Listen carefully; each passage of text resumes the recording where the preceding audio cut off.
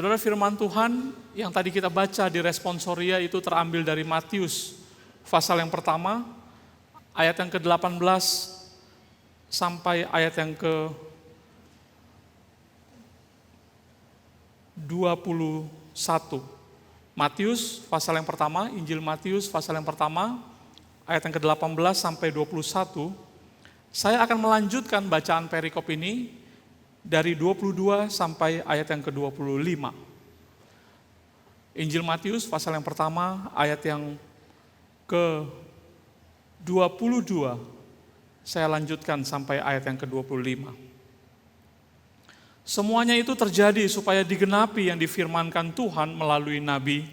Sesungguhnya anak darah itu akan mengandung dan melahirkan seorang anak laki-laki, dan mereka akan menamakan dia Immanuel, yang berarti Allah beserta kita.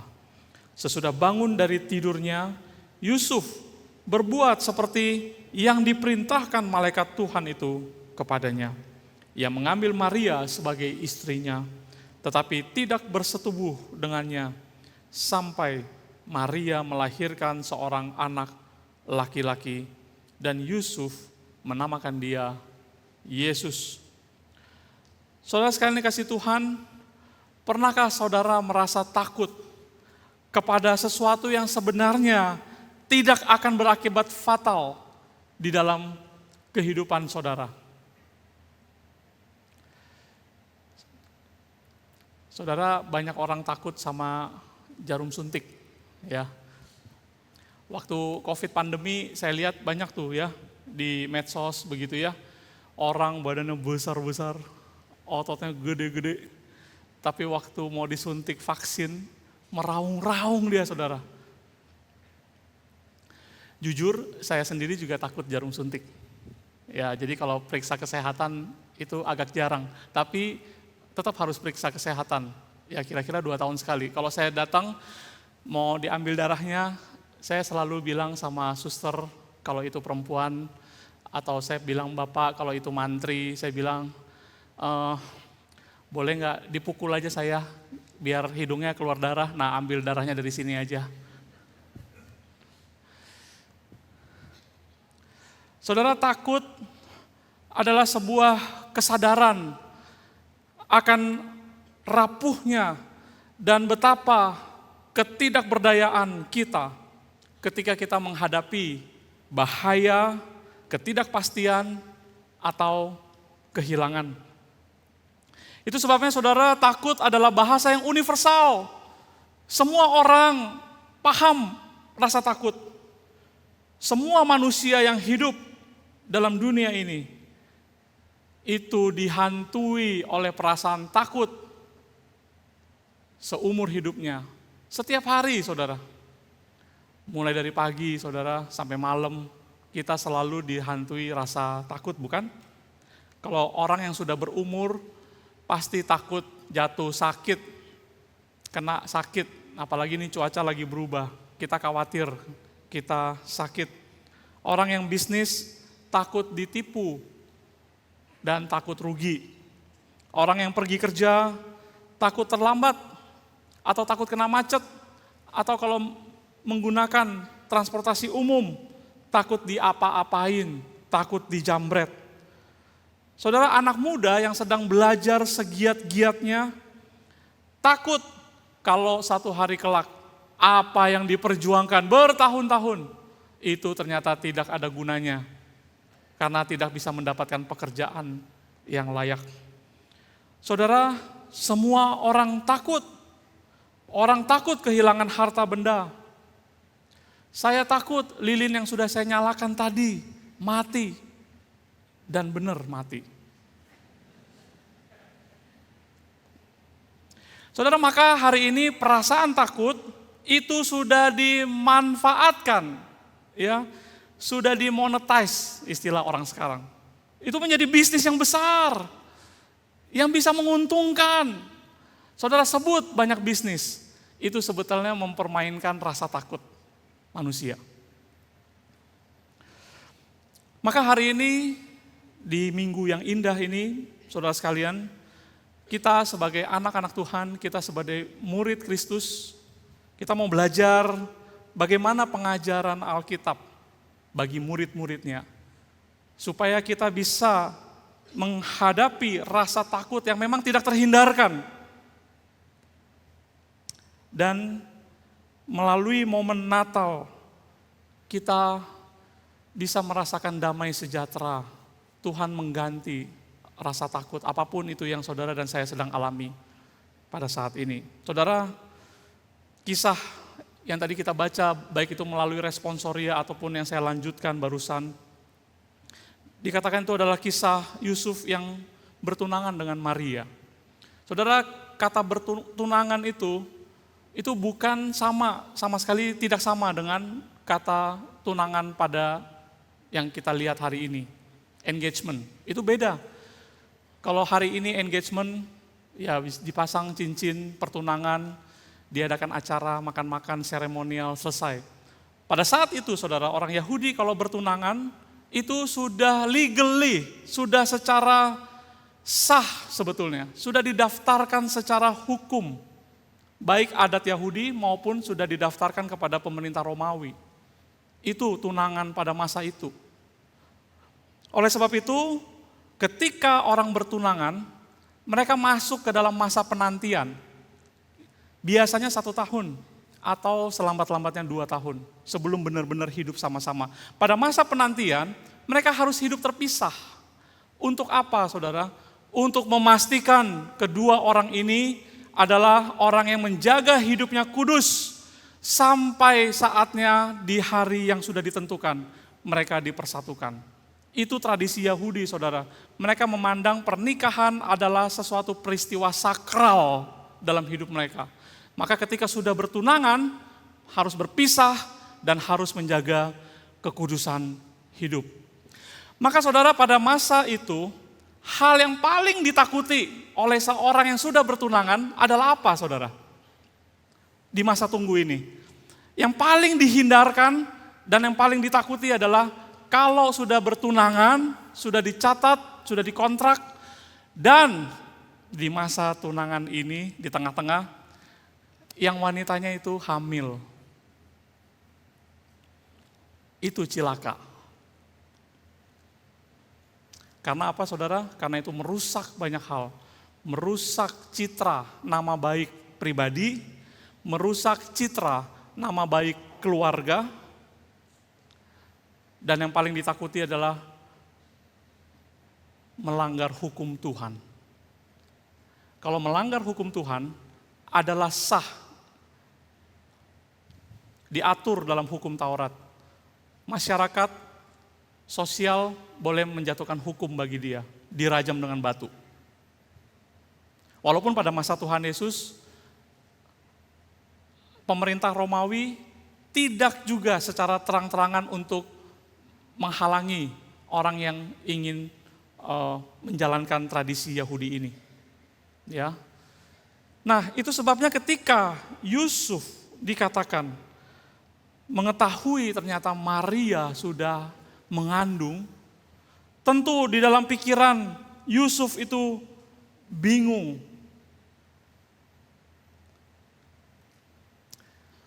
Ketika dia berencana diam-diam untuk menceraikan, saya percaya dia belum tahu kalau yang dikandung itu adalah dari Roh Kudus. Yang dia tahu Maria hamil. Kok bisa? Kita belum tinggal sama-sama. Apa yang dilakukan Maria? Saya percaya banyak pertanyaan. Kenapa dia mengkhianati saya? Tetapi dikatakan di situ Yusuf adalah seorang yang benar. Terjemahan TB yang lama mengatakan dia yang tulus hatinya. Dia bukan orang impulsif, saudara. Marah-marah, nuduh-nuduh, memojokkan. Faktanya kamu hamil. Ngapain aja kamu? Enggak. Dia seorang yang tulus hati. Dia mau menjaga nama Maria. Dikatakan dia tidak mau mencemarkan nama Maria di depan umum. Dia jaga, walaupun situasinya dia yang dirugikan. Dan Dia diam-diam dikatakan mau menceraikan. Nah, orang yang sudah bertunangan bisa mengurus perceraian diam-diam, itu maksudnya adalah nggak dibuat pesta, tapi atas saksi 2 orang. Bisa diam-diam. Tapi kalaupun itu dilakukan oleh Yusuf sebenarnya itu bukan solusi jangka panjang. Kenapa? Oleh karena Yusuf bisa menceraikan diam-diam, tapi lambat laun atas saksi 2 orang ini tetap akan dari mulut ke mulut. Kenapa ya? Si Yusuf itu bukan yang sudah bertunangan. Kenapa dia harus bercerai sekarang? Ya 2 orang saksi kan bisa ngomong. Oh, Marianya sudah mengandung dulu. Lambat laun akan sama juga. Situasinya ini dilematis dan dua-duanya tidak menguntungkan dia. Maka Tuhan datang melalui malaikat dalam mimpi. Berkata kepada dia, jangan takut kau mengambil Maria sebagai istrimu, namakan dia Yesus, dialah juru selamat manusia. Bangun dari tidur, dia melakukan persis seperti apa yang dikatakan malaikat. Saudara, melalui kisah ini kita bisa belajar beberapa hal. Pertama, berani karena benar. Yusuf dikatakan seorang yang benar, ayat 19. Saudara, Tuhan berkenan untuk memakai orang yang benar. Betul, Yesus datang ke dunia untuk mencari orang berdosa, tetapi orang berdosa yang mau bertobat, meresponi kasih Tuhan, dinyatakan dengan usaha untuk berubah hidupnya. Berusaha untuk mencari perkenanan hati Tuhan. Itu saudara yang dimaksud dengan orang benar. Saudara, betul jika Tuhan menyelamatkan manusia, bukan berdasarkan kebenaran manusia, bukan berdasarkan kebaikan, kemampuan, usaha manusia, tetapi semata-mata keselamatan itu adalah karena anugerah Tuhan. Tetapi saudara, ada bagian tanggung jawab manusia untuk meresponi kasih Allah yang besar itu. Yusuf adalah orang benar. Kata yang dipakai adalah dikaios. Dikaios adalah orang yang hidupnya tegak lurus. Kalau bahasa Inggrisnya itu upright. Orang yang hidupnya lurus, dikaios. Orang yang mematuhi aturan. Orang yang menjaga antara pikiran, perkataan yang diucapkan, dan perbuatan yang dilakukan, itu semua selaras semua, saudara. Itu dikaios. Dikaios itu orang benar bukan berarti orang yang sudah tidak berdosa lagi ya saudara. Dikaios adalah orang yang masih berdosa, tetapi sungguh merindukan kehadiran Allah di dalam kehidupannya dengan menjaga hidupnya sebaik-baiknya agar mendapatkan perkenanan hati Tuhan. Alkitab mencatat beberapa tokoh yang disematkan kata dikaios. Yang pertama Nuh. Kejadian 6 ayat 9 berkata Nuh adalah seorang yang benar dan yang tidak bercela di antara orang-orang sezamannya. Dan Nuh itu hidupnya bergaul dengan Allah. Nuh itu dikaios. Bagaimana caranya dia dikaios, saudara? Dia menjaga hidupnya tidak bercela. Artinya dia kalau ngomong gak sembarangan, gak asal dia pikir, dia ngomong. Dia kalau berbuat sesuatu gak sembarangan, asalkan dia mau, dia lakukan. Dia orang yang menjaga hidupnya tidak bercela. Dan yang kedua dikatakan apa? Dia hidup bergaul dengan Allah. Bahasa Inggrisnya itu walk with God. Berjalan, hidupnya setiap hari dia berjalan sama-sama Tuhan. Setiap kali dia jalan, dia kemana dia berada, dia selalu memikirkan perkenan hati Tuhan. Itu dikaios. Contoh yang kedua adalah Lot.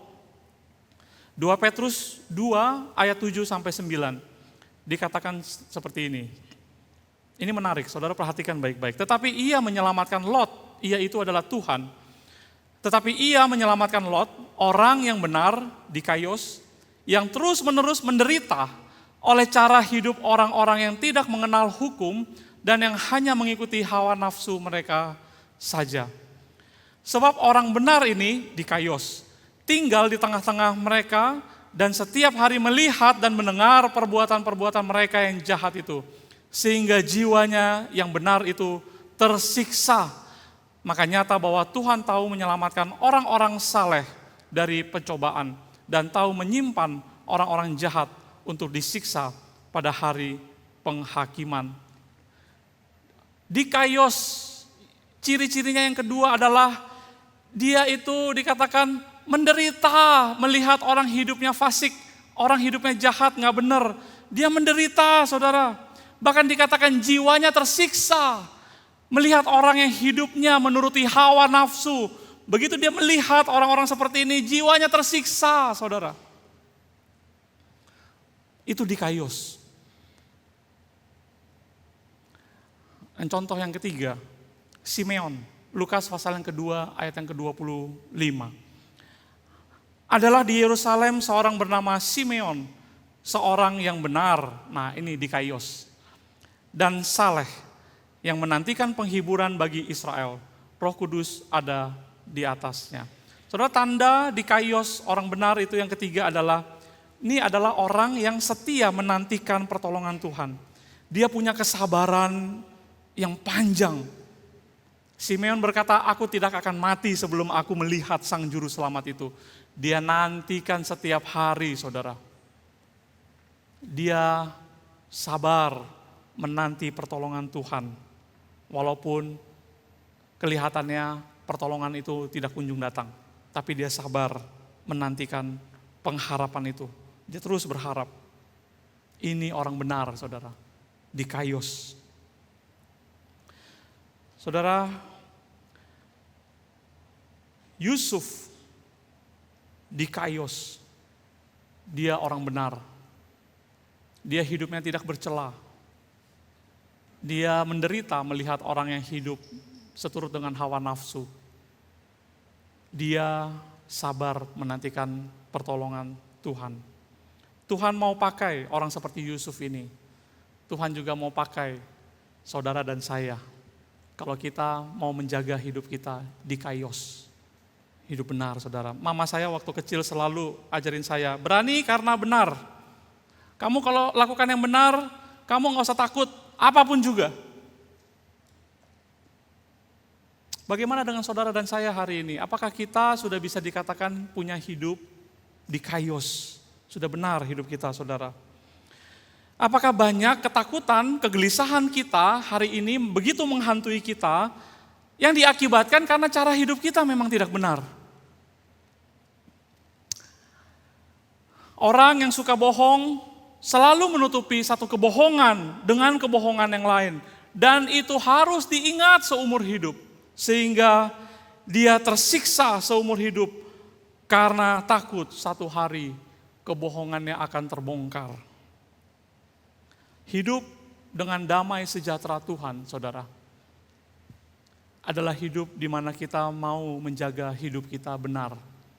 Dan ini adalah cara terbaik kita mengantisipasi, kita menantikan berkat Natal Tuhan tahun ini. Saudara, Tuhan Yesus datang tentu untuk mencari orang berdosa, seperti saudara dan saya. Tuhan mau memberikan pengampunan dosa bagi orang yang mau bertobat. Tetapi Tuhan tidak mau kita terus hidup di dalam dosa. Maukah saudara masuk ke dalam Natal tahun ini, kita perbaharui diri kita sekali lagi, dikaios, hidup benar di hadapan Tuhan. Dan Tuhan mau pakai orang seperti ini. Pelajaran kedua yang bisa kita renungkan dari kisah Yusuf dan Maria ini, yang kedua adalah berani karena Tuhan beserta. Ketika malaikat Tuhan itu berkata, Yusuf, anak Daud, jangan engkau takut untuk mengambil Maria sebagai istrimu. Sebab anak yang dikandung itu adalah dari Roh Kudus. Ia akan melahirkan anak laki-laki. Engkau menamakan dia Yesus. Dialah yang akan menyelamatkan umatnya dari dosa-dosa mereka. Semuanya itu terjadi supaya digenapi yang difirmankan Tuhan melalui Nabi. Sesungguhnya anak darah itu akan mengandung dan melahirkan seorang laki-laki, seorang anak laki-laki. Dan mereka akan menamakan dia Immanuel, yang berarti Allah beserta kita. Saudara, malaikat menguatkan Yusuf dengan berkata, jangan takut, anak itu dari Roh Kudus. Anak itu akan dinamakan Immanuel, artinya Allah beserta dengan kita. Tapi Allah bukan hanya beserta dengan kita, dia juga dinamakan Yesus, yang berarti Allah menyelamatkan umatnya. Dia Allah yang menyelamatkan. Saudara, dua nama ini menjadi sumber kekuatan dan keberanian bagi Yusuf dan bagi kita hari ini untuk berani menjalani hidup kita ke depan dengan penuh sukacita dan damai sejahtera. Saudara, perasaan takut adalah sebuah perasaan yang baru muncul sesaat ketika manusia jatuh ke dalam dosa, ketika manusia terpisah hubungannya dengan Allah, disitulah rasa takut itu muncul pertama kali.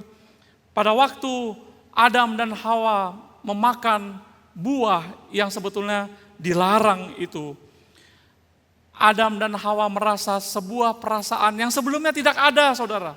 Tapi begitu dia melanggar perkataan Tuhan, perasaan itu muncul. Dan itulah kata pertama yang diucapkan oleh Adam setelah dia jatuh dalam dosa. Ketika Tuhan mencari Adam dan Hawa di taman itu dengan berkata, "Di mana engkau?"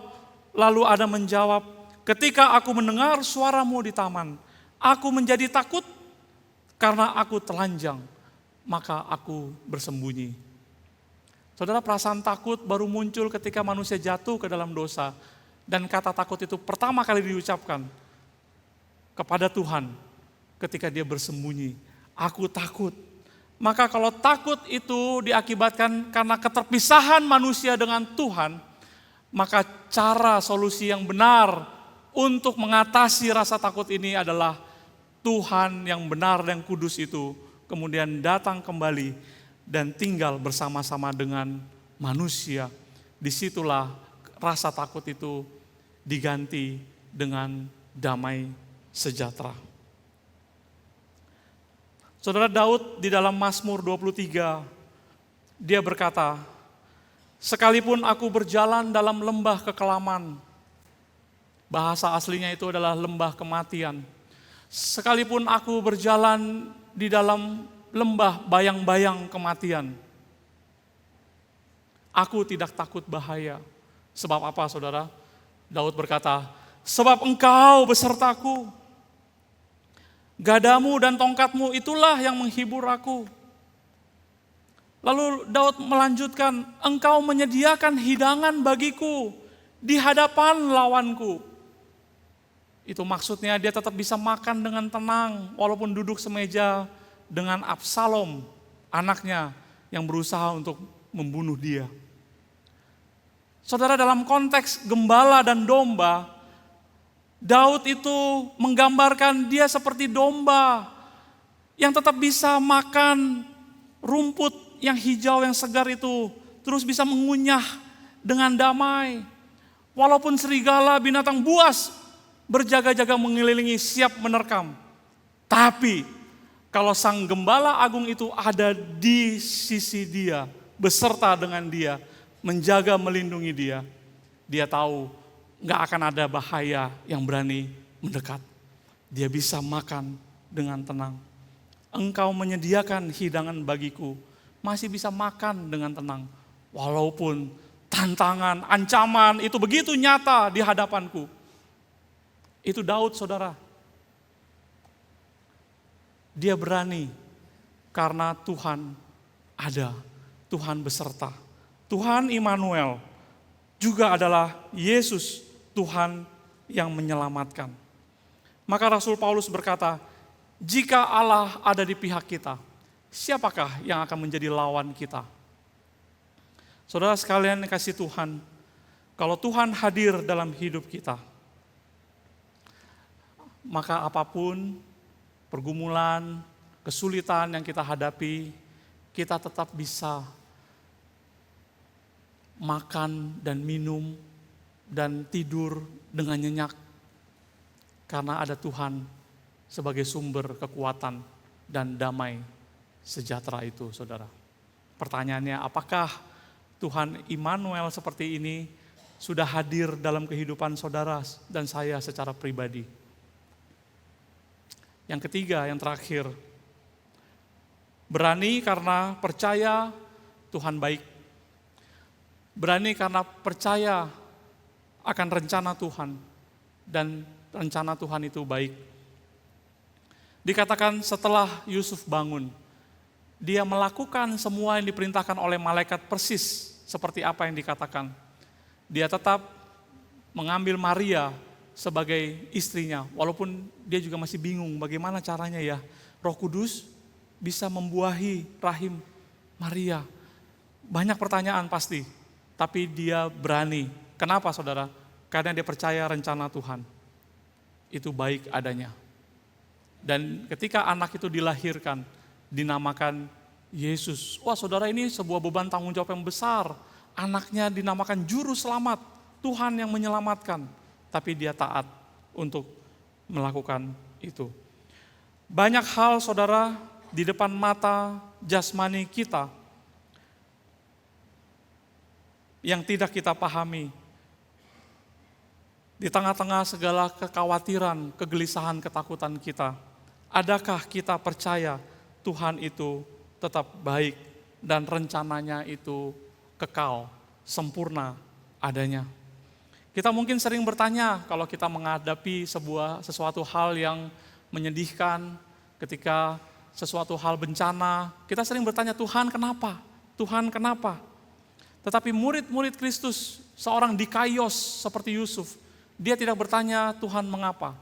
Tetapi dia bertanya seperti ini, Tuhan kalau situasinya seperti ini, apa yang harus saya lakukan agar namamu tetap dipermuliakan?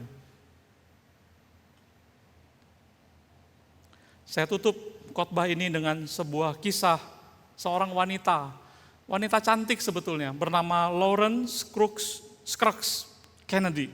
Dia seorang reporter, dia seorang penulis web blogger tentang fashion. Dia punya cita-cita mau jadi seorang penulis fashion ternama di dunia. Pada waktu dia 23 tahun, dia diajak temennya, perempuan juga. Temennya ini ternyata punya pesawat kecil, baling-baling, tenaga baling-baling, propeller. Dan temennya itu suka bawa naik pesawat keliling-keliling dan ya, mendarat di tanah lapang, bukan bandara, bukan lapangan udara, tanah kosong, karena ini pesawat kecil. Suatu malam temennya mengajak, ayo kita keliling-keliling terbang naik pesawat. Dia ikut. Begitu ikut, malam-malam saudara, mereka mendarat di hamparan tanah yang luas, tidak ada lampu, tidak ada penerangan. Begitu mendarat, mesin sudah dimatikan. Mereka berdua turun dari pesawat. Lauren mengira suara mesin udah mati, ya baling-balingnya udah berhenti. Ternyata baling-baling itu masih berputar dengan sangat kencang. Malam-malam gelap, dia tidak kelihatan. Begitu dia turun dari pesawat, dia jalan, ternyata baling-baling dengan propeller yang masih memutar dengan kecepatan tinggi itu menyabet mulai dari kepala sampai badan sebelah kirinya. Darah bercucuran, saudara. Temennya ini telepon 911. 5 menit kalau di sana 911 helikopter itu datang, saudara. 5 menit dia dibawa ke rumah sakit. Dilakukan operasi berkali-kali, kehilangan banyak sekali darah. Temennya juga mengira kayaknya dia gak bisa lewat hari ini. Tapi begitu dia bangun tidur, dia sadar kembali, dia diselamatkan. Dia menemukan matanya sebelah kiri sudah hilang. Tangannya sebelah kiri sudah putus. Dia sedih sekali, dia menyesal. Kenapa dia mau ikut malam itu naik pesawat? Dia sedih, saudara. Dia pikir tamatlah hidupnya. Cita-cita menjadi seorang penulis fashion ternama, Bagaimana saya bisa menghadapi hari-hari depan dengan mata yang sudah hilang, tangan yang sudah hilang. Saudara, minggu-minggu awal dia sadar kembali itu adalah minggu yang paling berat. Situasi dia sangat terpuruk. Tidak ada artinya lagi untuk hidup di dalam dunia dengan keadaan seperti ini. Saudara, dia tulis satu buku kesaksian ya, berjudul Still Lolo. Lolo ini panggilan kecil dia.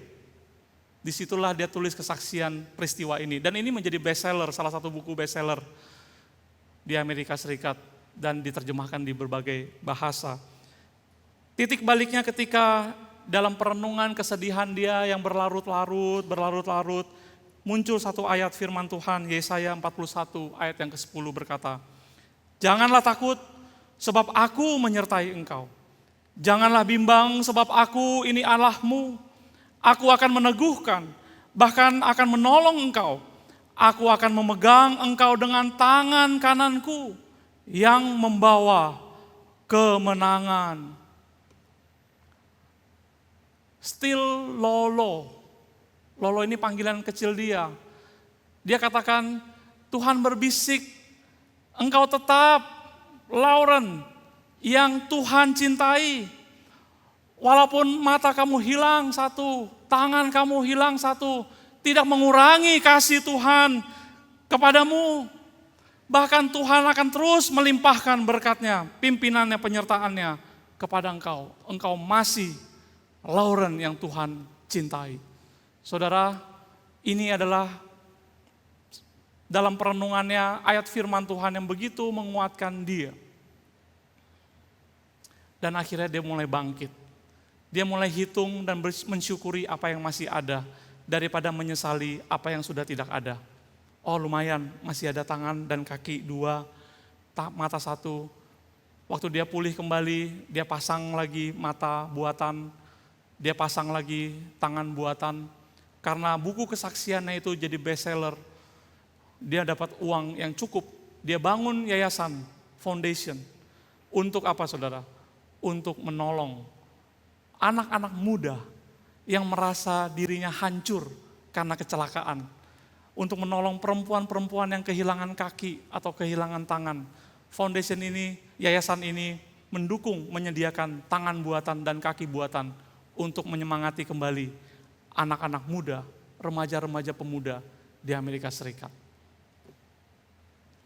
Saudara, janganlah engkau takut.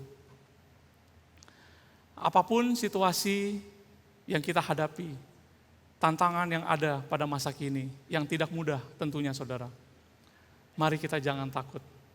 Jaga hidup kita benar di hadapan Tuhan. Jaga baik-baik. Kita percaya Tuhan hadir beserta dengan kita. Kita percaya maksud Tuhan baik. Walaupun mata jasmani kita melihat, kita tidak mengerti. Tetapi dengan iman, saudara, percaya rencana Tuhan baik. Di tengah-tengah kesulitan, ada rencana Tuhan. Jangan tanyakan kenapa, saudara. Tapi tanyakan kepada Tuhan, apa yang bisa saya lakukan untuk memuliakan nama-Mu. Amin. Mari kita berdoa. Tuhan, kami bersyukur dan berterima kasih oleh karena kebaikan Tuhan.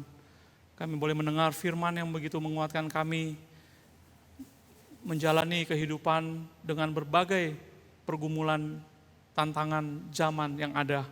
Tapi biarlah kami boleh terus tegak berdiri, menghadapi semuanya bersama-sama dengan Engkau ya Tuhan. Tolonglah kami ya Bapa, agar kami terus sehari demi sehari diproses menjadi orang yang semakin baik, semakin benar hidupnya ya Tuhan. Dan kami terus merasakan Tuhan begitu mengasihi kami, dan kami setia, sabar, menantikan pertolongan Tuhan, dan percaya ada maksud rencana Tuhan yang baik di balik segala sesuatu. Materaikanlah firman-Mu dalam hati kami ya Tuhan, Roh-Mu yang kudus menguatkan kami untuk melakukan firman. Sebentar jikalau kami akan berbagian dalam meja perjamuan kudus-Mu ya Tuhan, ampunilah segala dosa dan kesalahan kami. Kami tidak berani datang ke meja-Mu karena kekotoran, keberdosaan kami. Tetapi kami bersyukur anugerah-Mu ya Tuhan. Sekali lagi menjadi kekuatan bagi kami, memberanikan diri untuk datang menghampiri meja perjamuan kudus Tuhan. Dan kami boleh menerima unsur sakramen, dan kami merasakan betapa anugerah Tuhan tidak pernah meninggalkan kami. Berkatilah waktu yang sebentar ya Tuhan, demi Kristus Yesus kami berdoa. Amin.